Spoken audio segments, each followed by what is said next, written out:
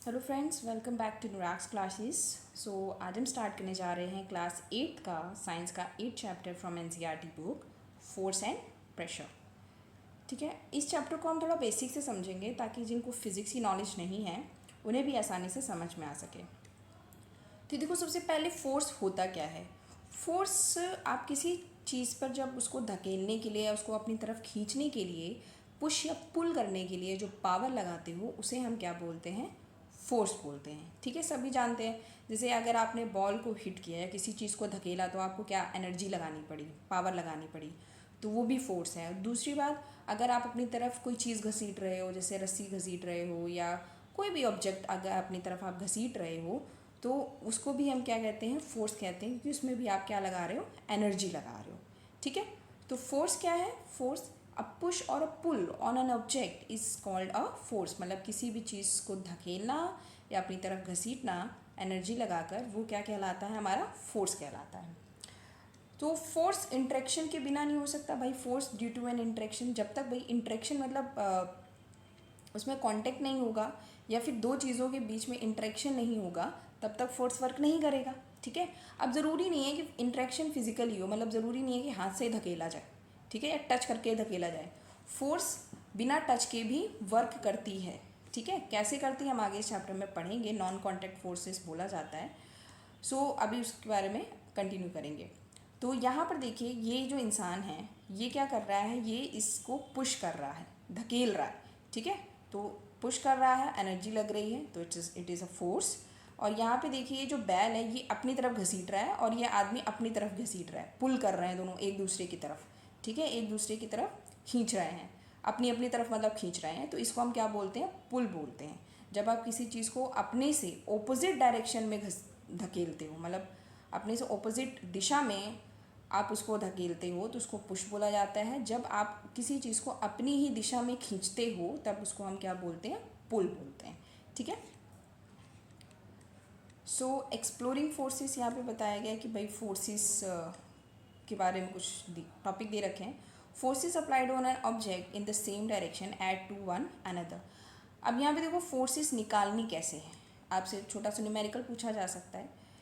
जैसे कि ये देखो, दोनों ही जो हैं, दोनों ही राम श्याम मान लेते हैं, ये दोनों ही सेम डायरेक्शन में क्या कर रहे हैं, फोर्स लगा रहे हैं। मान लो कि राम 10 न्यूटन का फोर्स लगा रहा है और श्याम 11 न्यूटन का फोर्स लगा रहा है, तो टोटल फोर्स कितना लग रहा है, 10 + 11 मतलब 21 न्यूटन का फोर्स लग रहा है। अगर सेम डायरेक्शन में फोर्स लगे, किस डायरेक्शन में, सेम डायरेक्शन में लगे, तो हम फोर्सेस को क्या कर देते हैं, ऐड कर देते हैं। लेकिन तो टोटल फोर्स ऐड करके हमारा निकलता है अगर सेम डायरेक्शन में लग रहा है। ये दोनों क्या कर रहे हैं, सेम डायरेक्शन में लगा रहे हैं। अगर फोर्स ऑपोजिट डायरेक्शन में निकले तो हम ऐड नहीं करते, क्योंकि दोनों ही एक दूसरे की ऑपोजिट विपरीत दिशा में फोर्स लगा रहे हैं, तो हमें माइनस करना पड़ेगा। जो टोटल फोर्स होगा वो माइनस करके निकलेगा। ठीक है, डिफरेंस होगा दोनों फोर्सेस का। तो मानो कि ये 10 न्यूटन फोर्स लगा रहा है और ये 11 न्यूटन फोर्स लगा रहा है, तो टोटल फोर्स कैसे निकलेगी, अब क्योंकि ऑपोजिट डायरेक्शन में है तो 11 - 10 कर देंगे, तो मतलब टोटल फोर्स कितना है यहाँ पे, 1 न्यूटन का ही है, क्योंकि 10 और 10 एक दूसरे को निगलेक्ट कर रहे हैं, निरस्त कर रहे हैं। तो टोटल फोर्स कितना लग रहा है, सिर्फ 1 न्यूटन का ही फोर्स लग रहा है। तो याद रखिएगा, अगर सेम डायरेक्शन में फोर्स लगाएंगे तो ऐड होगा, और अगर दो चीज़ें विपरीत दिशा में फोर्सेस लगाएंगी तो उनको हम क्या कर देंगे, दोनों फोर्सेस को माइनस कर देंगे, जिससे कि हमारा टोटल फोर्स निकल आएगा।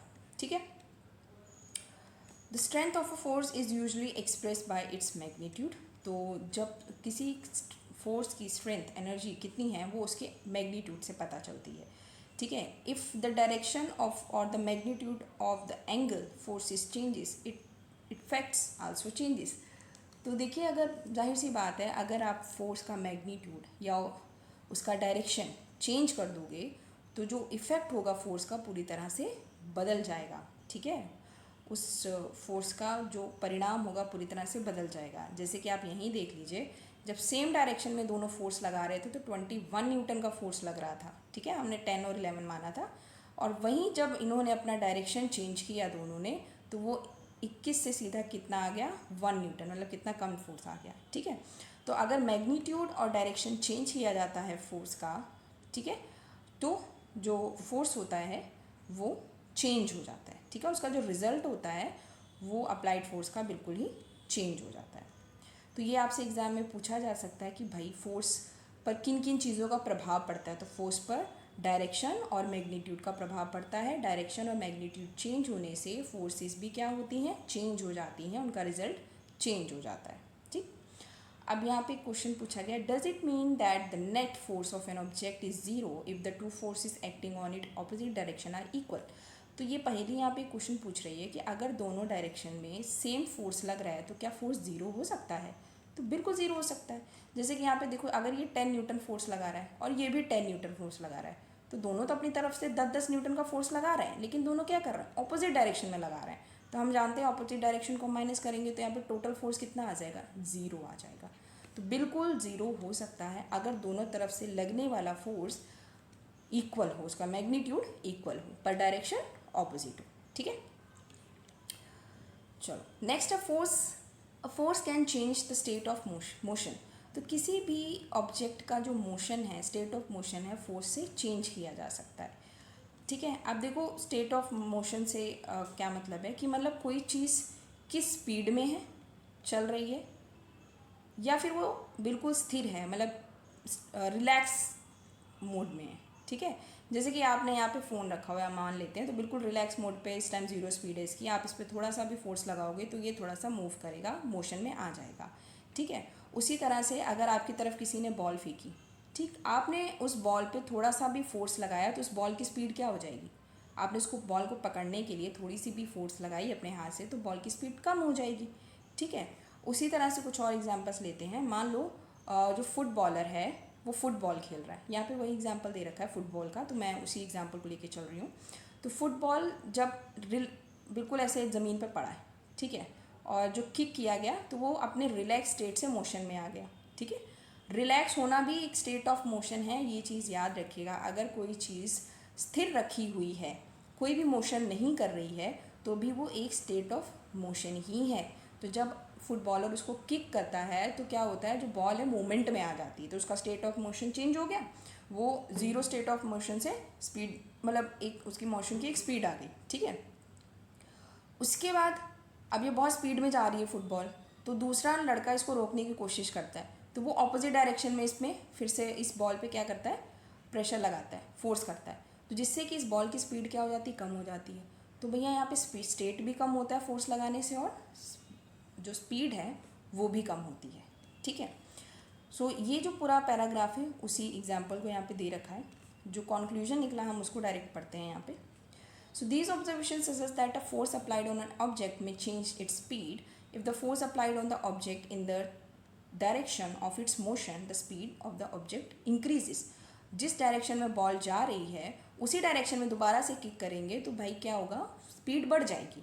अगर आप मोशन की ही डायरेक्शन में, जिस डायरेक्शन में कोई चीज़ मोशन कर रही है, जा रही है, उसी डायरेक्शन में दोबारा से फोर्स लगाते हैं तो जो स्पीड होगी वो क्या हो जाएगी, इंक्रीज़ हो जाएगी। लेकिन अगर उसकी ऑपोजिट डायरेक्शन में फोर्स लगा रहे हैं, माना कि जो स्पीड है चीज़ की वो इस डायरेक्शन में जा रही है और आपने इधर से फोर्स लगा दिया, ठीक, तो क्या होगा, जो स्पीड ऑफ मोशन है, मतलब जो स्पीड है वो क्या हो जाएगी, डिक्रीज़ हो जाएगी। ठीक है, अगर ऑपोजिट डायरेक्शन में आपने लगाया तो मोशन क्या हो जाएगा, धीमा हो जाएगा। अगर सेम डायरेक्शन में लगाया तो मोशन इंक्रीज़ हो जाता है, स्पीड ऑफ मोशन इंक्रीज़ हो जाता है। ठीक है, किसी को कोई भी डाउट हो इस टॉपिक में तो मुझे कमेंट करिएगा, उसको और क्लैरिफाई हम कर देंगे। तो इसी तरह से जो स्पीड है और जो स्टेट ऑफ मोशन है, उन दोनों पर ही फोर्स का प्रभाव पड़ता है। ठीक है, नेक्स्ट हम बात करेंगे यहाँ पे पहली फिर से क्यूरियस है जानने के लिए कि to know whether application of a force can only changes the speed of an object. तो क्या सिर्फ speed of the object change कर सकती है, और पर हमने पढ़ा कि हाँ भाई speed of the object change कर सकती है, पर स्टेट ऑफ द मोशन भी चेंज कर सकती है। हालांकि इस चीज़ को मैंने ऊपर बताया था, पर फिर से यहाँ से दे रखा है अलग टॉपिक में। So a change in either the speed of an object और in its direction of motion और both is describe as a change in state of motion. ठीक है, भले डायरेक्शन में चेंज हो, भले उसकी स्पीड में चेंज हो, उसे हम क्या बोलेंगे, स्टेट ऑफ, उसका क्या मतलब क्या बोलेंगे कि उसकी स्टेट ऑफ मोशन में चेंज हुआ। दस अ फोर्स में bring a change in the state of motion of an object. तो बिल्कुल स्टेट ऑफ मोशन में फोर्स चेंज ला सकती है, उसकी डायरेक्शन में भी और उसकी स्पीड में भी। ठीक, स्टेट ऑफ मोशन क्या है, the state of motion of an object is describe by its speed and the direction of the motion. तो दोनों ही चीज़ों को हम स्टेट ऑफ मोशन बोलते हैं। भले डायरेक्शन की बात करें, भले उस ऑब्जेक्ट की स्पीड की बात करें कि कितनी स्पीड में चल रहा है या फिर स्थिर है। So the state of rest is considering to be the state of zero speed, और an object may be in a rest और in motion, both are the speed of motion. तो ये स्टार्टिंग में मैंने आपको बात बताई थी कि भले ही चीज़ स्थिर रखी है, कोई मूवमेंट नहीं कर रही, फ़ोन हमारा स्थिर रखा हुआ है, कोई मूवमेंट नहीं कर रहा, तब भी वो स्टेट ऑफ मोशन में है। ठीक है, भले उसके पास ज़ीरो स्पीड है फिर भी वो स्टेट ऑफ मोशन में है। तो भले कोई चीज़ रेस्ट फेज़ में हो, भले मोशन फेज़ में हो, हम क्या कंसीडर करेंगे कि वो स्टेट ऑफ मोशन में ही है। और स्टेट ऑफ मोशन किन किन दो चीज़ों पर निर्भर करता है, एक तो ऑब्जेक्ट की स्पीड और दूसरा डायरेक्शन, किस डायरेक्शन में हो रहा है मोशन, ठीक है, या नहीं हो रहा। इन दो चीज़ों पर स्टेट ऑफ मोशन आपका निर्भर करता है। Next, does it mean that the application of a force would always result in a change in the state of motion of the object. तो क्या हमेशा अगर फोर्स लगाया जाएगा तो उसके रिजल्ट में स्टेट ऑफ मोशन में चेंज आएगा ही आएगा, ये क्वेश्चन पूछा जा रहा है। तो ऐसा ज़रूरी नहीं है। जैसे कि दीवार है, अब दीवार पे कितना भी फोर्स लगा दो, ना तो वो अपनी डायरेक्शन बदलेगी, ना तो अपनी स्पीड बदलेगी, ना तो अपनी दिशा बदलेगी, करेक्ट, कोई भी प्रभाव नहीं पड़ेगा। तो फोर्स लगाने का रिजल्ट ज़ीरो भी हो सकता है, स्टेट ऑफ मोशन ज़ीरो भी हो सकती है, कोई चेंज नहीं आएगा, ऐसा भी हो सकता है। ठीक है, अगर आप हाथ से दीवार ढकेलते रहो, कितना भी ढकेल लो भाई, ना तो उसके दीवार के स्टेट ऑफ मोशन में कोई भी चेंज नहीं आएगा। तो इसका आंसर है यस, कि ऐसा हो सकता है। ठीक है, आप फोर्स लगाएं उसके बाद भी किसी चीज़ की स्टेट ऑफ मोशन में चेंज ना आए तो बिल्कुल ऐसा पॉसिबल है। अब यहाँ पे वही एग्जांपल दे रखा है हैवी बॉक्स का, कि भाई बहुत हैवी बॉक्स है, आप उसको धकेलते रहो, उसमें कोई चेंज नहीं आएगा स्टेट ऑफ मोशन में। ठीक है, नेक्स्ट यहाँ पे हम कॉन्टैक्ट टाइप ऑफ फोर्सेस की बात करेंगे। तो सबसे पहले है कॉन्टैक्ट फोर्स। कॉन्टैक्ट फोर्स का मतलब है कि किसी भी चीज़ को अगर फोर्स लगाना है तो उसके कांटेक्ट में आना पड़ेगा, उसको टच करना पड़ेगा। ठीक है, तो सबसे पहले यहाँ पे मस्कुलर फोर्स बोला गया है। मस्कुलर फोर्स जो हमारे मसल से लगाया जाता है। आपको कोई भी चीज़ उठानी है, धकेलनी है, तो आपको क्या करना पड़ेगा, आपको उसको पकड़ना पड़ेगा। ठीक है, तो आप जब किसी चीज़ को उठाते हो अपने हाथों से तो आपके मसल्स फोर्स लगाते हैं। ठीक है, अगर आपके मसल्स में जान नहीं है तो आप उस चीज़ को उठा नहीं पाओगे। तो इसीलिए इस फोर्स को क्या बोलते हैं, मस्कुलर फोर्स बोलते हैं। और ये कॉन्टैक्ट फोर्स क्यों है, तो भाई आप जादू की छड़ी तो नहीं है कि छड़ी से घुमाया और आपके हाथों के फोर्स से वो उठ गया, नहीं, आपको उस चीज़ को पकड़ना पड़ेगा, उस चीज़ को छूना पड़ेगा, कांटेक्ट में आना पड़ेगा, तब वो चीज़ आप उठाकर क्या करेंगे, उसको मोशन में ला सकेंगे, उस पर फोर्स लगा सकेंगे। तो इसीलिए इसको हम क्या बोलते हैं, मस्कुलर फोर्स, क्योंकि इसमें आपकी बॉडी के मसल्स काम करते हैं। और इसे कॉन्टैक्ट फोर्स भी बोला जाता है या टाइप ऑफ कॉन्टैक्ट फोर्स भी बोला जाता है। ठीक है, अब यहाँ पे कुछ एक्टिविटीज़ आपको दी हैं, मतलब कुछ क्वेश्चंस दिए हैं, उनके आंसर्स हम करते जाएंगे। It is a muscular force that enable us to perform all activities involvement, movement and bending of our body. तो क्या हमारी बॉडी में जितने भी एक्टिविटीज़ हो रही हैं, जैसे चलना हो रहा है, बेंडिंग हो रहा है, मुड़ना हो रहा है, बैठना हो रहा है, तो इन सब में क्या बॉडी मस्कुलर फोर्स काम कर रहा है, तो बिल्कुल मस्कुलर फोर्स हमारा काम कर रहा है। ठीक है, नेक्स्ट यहाँ पे दे रखा है that in the process of digestion the body gets push through the alimentary canal, could it muscular force does it work.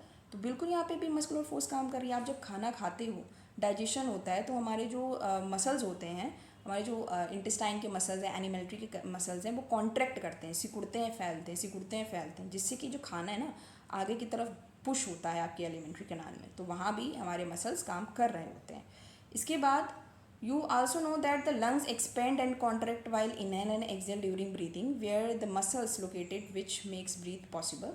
Can you list more examples? तो जब आप सांस लेते हो तो भाई तब भी हमारे जो मसल्स होते हैं ना लंग्स के, वो कॉन्ट्रैक्ट करते हैं, फैलते हैं, सिकुड़ते हैं, तो वहाँ पे भी आपका मस्कुलर फोर्स काम कर रहा होता है। इसके बाद यहाँ पे एग्जांपल दे रखे हैं कि एनिमल्स जो कि हम अपने काम में लाते हैं, जैसे बैल है, गधा है, घोड़ा है, तो ये सब क्या करते हैं, घसीटने का काम करते हैं, चीज़ों को एक जगह से दूसरी जगह ले जाने का काम करते हैं। तो ये भी कॉन्टैक्ट फोर्स का इस्तेमाल करते हैं, क्योंकि हवा में तो नहीं लेके जाएंगे भाई, जब लादा जाएगा उन पे, बर्डन रखा जाएगा तभी उसको लेके जाएंगे। तो ये सब एग्जांपल्स किसके थे, कॉन्टैक्ट फोर्सेस के थे। इसके बाद फ्रिक्शन भी कॉन्टैक्ट फोर्स का ही एक एग्जाम्पल है। ठीक है, टाइप है, सॉरी एग्जाम्पल नहीं है, टाइप है। मस्कुलर फोर्स पहला टाइप था, फ्रिक्शन दूसरा टाइप है कॉन्टैक्ट फोर्स का। अब देखिए फ्रिक्शन का हिंदी में मतलब होता है घर्षण। घर्षण क्या होता है, जब दो सतहें आपस में टकराती हैं तो क्या होता है, फ्रिक्शन पैदा होता है। जैसे कि आप साइकिल चला रहे हो रोड पे, तो साइकिल के जो टायर हैं और जो रोड की सरफेस है उसके बीच में क्या होगा, फ्रिक्शन पैदा हो रहा है। ठीक है, तो फ्रिक्शन घर्षण बल है। फ्रिक्शन की अगर हम बात करें तो रिस्पॉन्सिबल किस में होता है, भैया ये भी बल है तो ये भी स्टेट ऑफ मोशन में, किसी भी चीज़ के स्टेट ऑफ मोशन के चेंज में रिस्पॉन्सिबल रहेगा। It is a force of friction between the surface of the ball and the ground that bring the moving ball to rest. अच्छा, यहाँ पे एग्जाम्पल दे रखा है, जैसे आप कोई बॉल फेंकते हो, ठीक है, ज़मीन पे टकराती है, ज़मीन पे टकरा कर वो बॉल थोड़ी देर बाद रेस्ट में आ जाती है, तो वो कूदती ही क्यों नहीं रहती है बॉल, क्योंकि जब वो सतह से टकराती है तो फ्रिक्शन पैदा होता है, और फ्रिक्शन क्या करता है, स्पीड को हमेशा कम करता है। ठीक है, फ्रिक्शन एक ऐसा बल है जो स्पीड को हमेशा क्या करेगा, कम करेगा, बढ़ाएगा नहीं। और फ्रिक्शन की वजह से ही कोई भी चीज़ स्थिर हो जाती है। जैसे आपने टायर घुमाया सड़क पे, ठीक है, तो थोड़ी दूर तो चलता जाएगा, धीरे धीरे उसकी स्पीड कम होती जाएगी, उसके बाद वो एकदम से रुक जाएगा। तो किसकी वजह से हुआ, ये फ्रिक्शन की वजह से हुआ। तो फ्रिक्शन हमेशा स्पीड को रोकता है।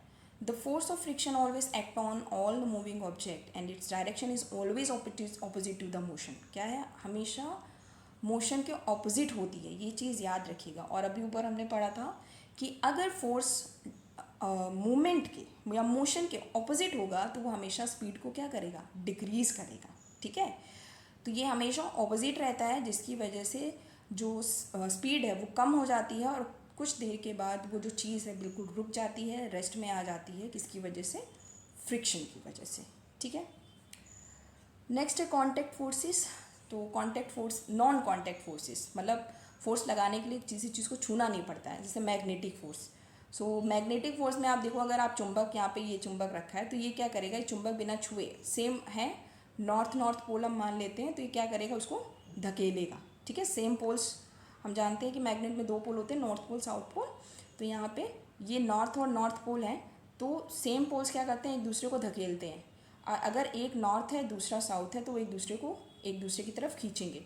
तो यहाँ पे छूना नहीं पड़ रहा, दूर से ही फोर्स लग रहा है। ठीक, तो इस टाइप की फोर्सेस को हम क्या बोलते हैं, नॉन कॉन्टैक्ट। जो फोर्स लगाने के लिए उसके कॉन्टैक्ट में नहीं आना पड़ता, फिजिकली टच नहीं होना पड़ता, छूना नहीं पड़ता है। ठीक है, अब ऐसा क्यों होता है कि यहाँ पे ना मैग्नेटिक एरिया जनरेट हो जाता है इस तरह से। हायर क्लास की बात है, तो ये मैग्नेटिक एरिया मतलब जो तरंगे जहाँ तक जा रही होती हैं उस एरिया में उसकी एनर्जी आपको दिख नहीं रही होती पर लग रही होती है। ठीक है, सेम इसी तरह से इलेक्ट्रोस्टैटिक फोर्स है। इलेक्ट्रोस्टैटिक फोर्स ऐसी चीज़ों में पैदा करी जाती है जिनमें चार्जेस स्थिर होते हैं। जैसे कि अगर आप बात करें स्ट्रॉ की या स्केल की, ठीक है, तो जो प्लास्टिक का स्केल होता है वो स्थिर होता है, मतलब उसमें कोई चार्ज नहीं होता।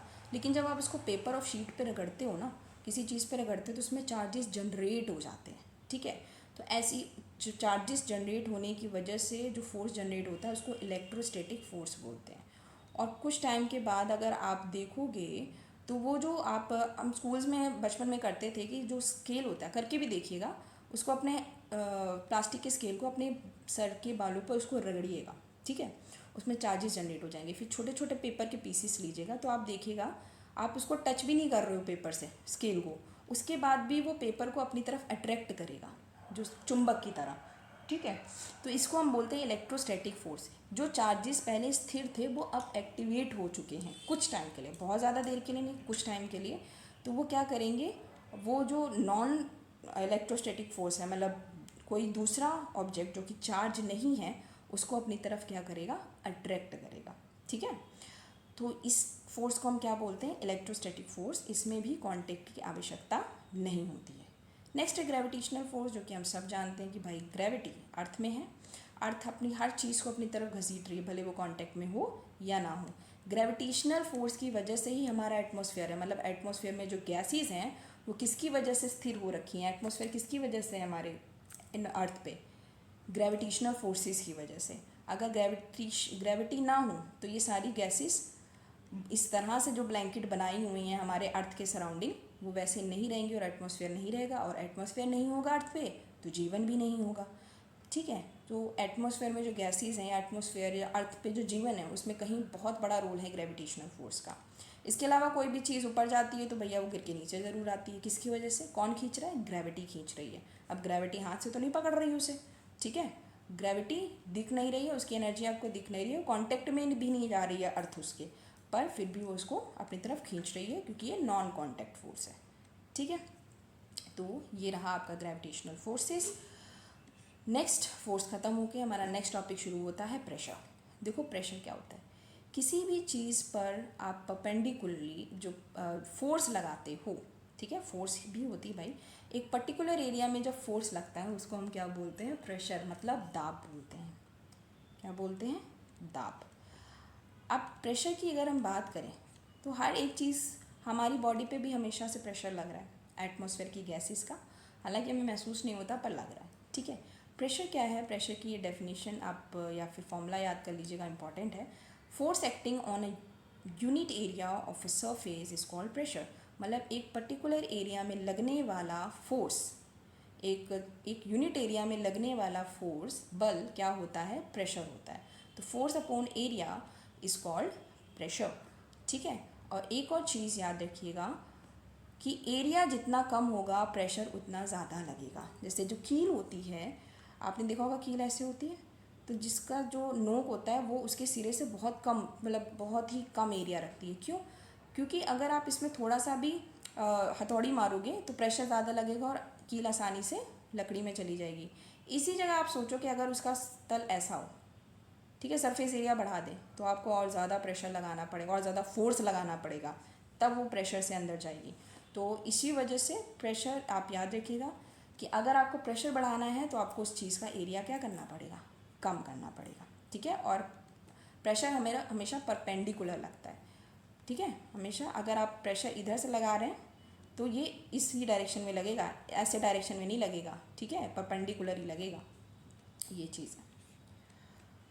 अब देखो यहाँ पे एक छोटा सा दे रखा है कि कूली जो होते हैं ना अपने सर पे गमछा क्यों बांधते हैं। गमछा बांधने से क्या होता है, एरिया बढ़ जाता है।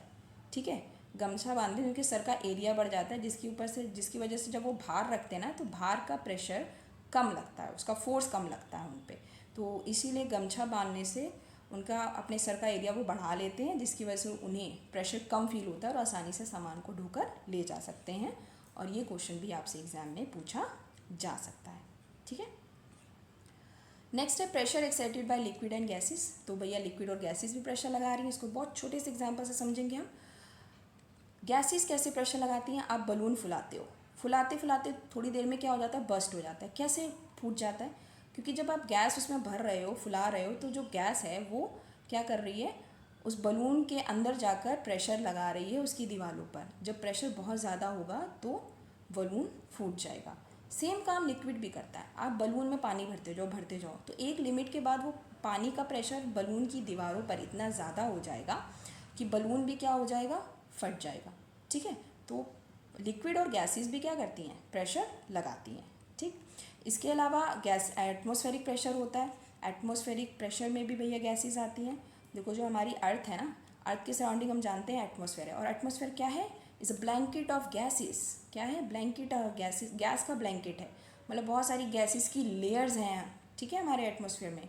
तो जब आप यहाँ पे खड़े हो अर्थ की सरफेस पे, तो ये सारी गैसेस आप पे क्या कर रही है, प्रेशर लगा रही हैं। कितना प्रेशर लगा रही है, 1 atm का प्रेशर लगा रही है। हमारा एटमॉस्फेरिक प्रेशर कितना है, 1 atm।